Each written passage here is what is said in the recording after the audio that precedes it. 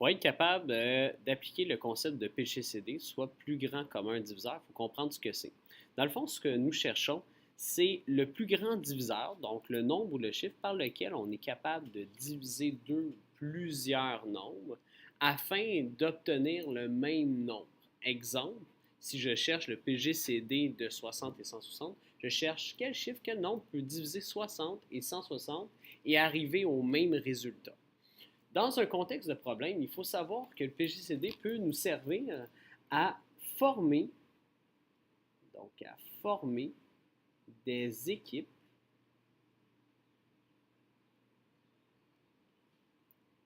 ou des groupes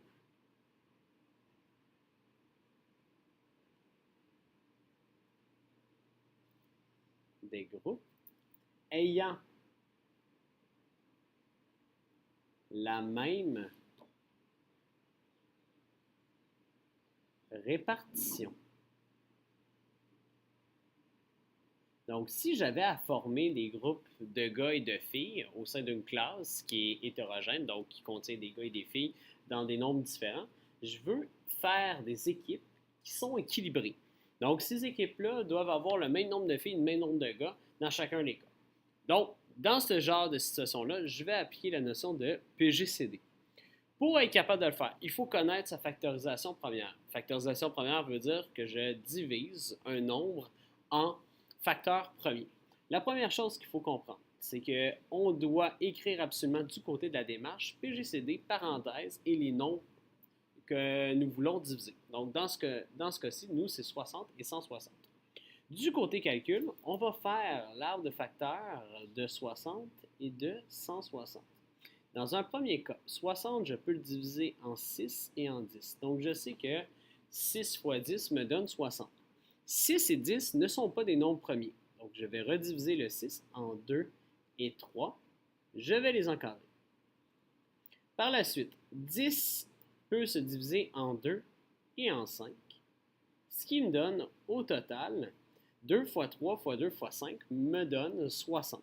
Donc, je vais écrire que 60 est égal à 2 exposant 2 fois 3 fois 5, parce que j'ai 2 fois la valeur de 2. Si je le fais au niveau du 160, je vais avoir 16 fois 10.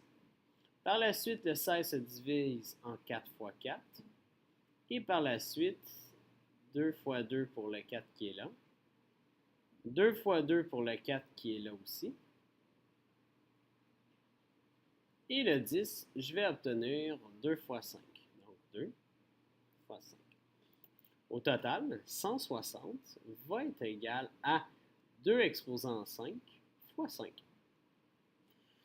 Ce que je recherche dans le PGCD, c'est dans le fond les diviseurs situés à l'intérieur des arbres qui sont communs. C'est important de savoir que les diviseurs doivent être des nombres premiers.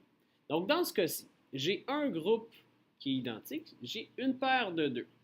À chaque fois que vous avez une paire en commun, vous devez le marquer du côté de la démarche. Donc, j'ai une paire de 2, je marque un seul 2 du côté de la démarche. Par la suite, je vais faire la même chose. Je vais aller regarder, est-ce que j'ai une autre paire de 2 qui est en commun? Oui. Donc, j'ai une autre paire de 2 en commun, je vais remarquer, fois 2.